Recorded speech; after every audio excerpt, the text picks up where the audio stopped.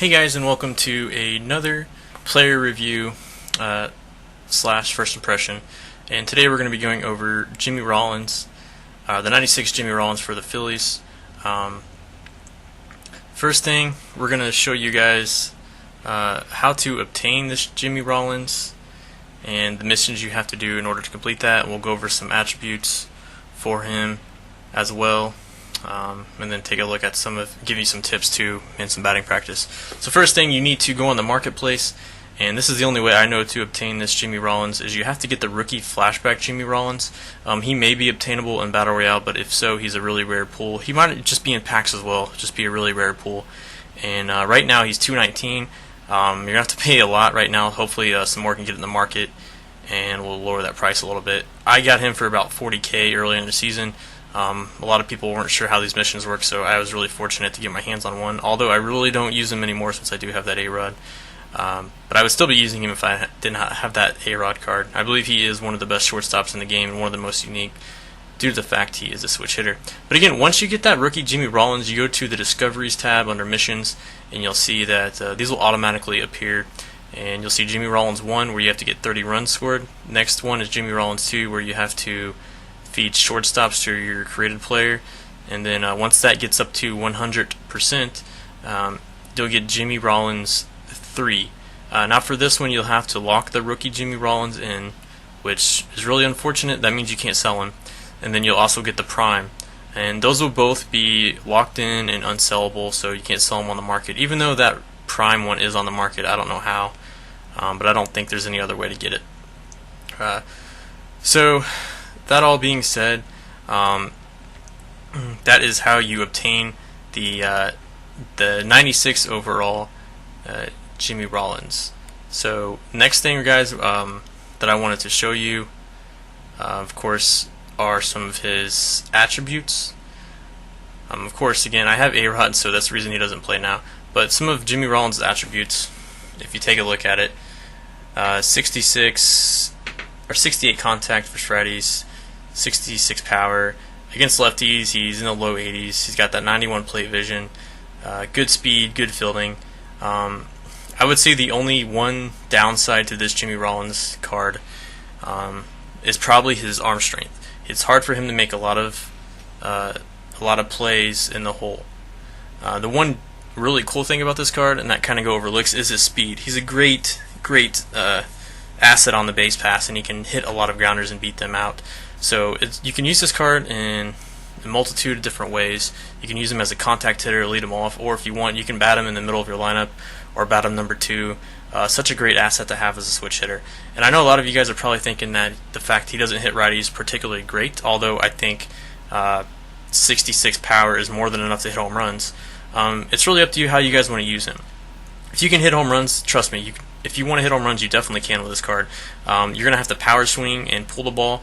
That's really the best way to hit home runs with him. Trust me, I hit a lot of home runs even with Tony Gwynn. You just have to pull the ball and power swing. He's going to have a good size PCI due to his plate vision, so the PCI will still be a decent size even when you power swing. Against lefties, he's really good. No complaints there. So yeah, that's the one big thing I see people complain about this card, but it really depends. If you're good at pulling the ball, I really recommend this card. If you're not and you got a late bat and you get under a lot of stuff, I do not recommend this card at all, because you're going to have to be really precise with your PCI and get under it when you want to pull it, especially against right-handed pitching. Now against lefties, you can do whatever you want. He hits for pretty good power. You don't necessarily have to power swing, and he can even hit home runs to like dead center and opposite field.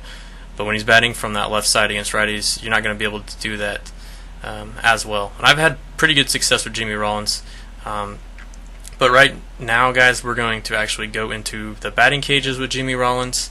What I do is I take those attributes, copy them over to offline, and then I'm going to hit the cages with them and give you guys a quick few pointers.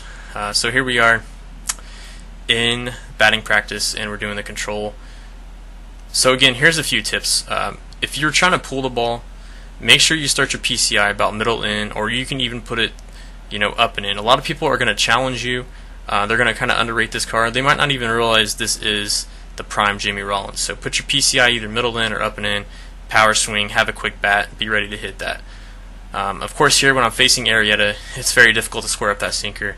I should have faced someone that threw an easier fastball, but that sinker is great by Arrieta. Another way you can hit with Rollins too, if you don't want, if you're not good at power swinging, or if you don't think you can pull the ball consistently, is you can go up the middle and opposite field with him. But my biggest tip is to start your PCI high and away, or just start it a little bit high and try your best to hit on top of the ball and be late naturally. Just go with a pitch. When you do that, you're either going to hit line drives or grounders when you get on top of it. The one thing you don't want to do is start at middle in and then react to something away. You're just going to get under a lot of pitches. And right there, I got hit a home run setting middle in, and that's what I'm talking about. The dude can hit home runs, trust me, even on higher difficulties. You just have to be able to turn on the pitch. But when you're looking middle away, or when you're looking middle in, be careful not to chase stuff away, because you will get under a lot of stuff just like that. And those are weak flyouts. You don't want to do that. If you want to look for something middle away, start your PCI high middle or high away, and stay on top of the pitch as best as you can. So really 2 ways to hit with this card. You can use him as a leadoff hitter if you want. You can also bat him in the middle of your lineup and hit for some power, drive in some runs. Definitely a versatile card. Of course, when he gets on base, he can steal bases like crazy. So now we're going to show you guys some fielding and talk about his fielding so far. Again, the only downside is his arm strength. He does have some problems at making the plays deep in the hole with that 72 arm strength. So just be prepared. There's really nothing you can do about it unless you want to shift around, put him more up the middle. You can do so.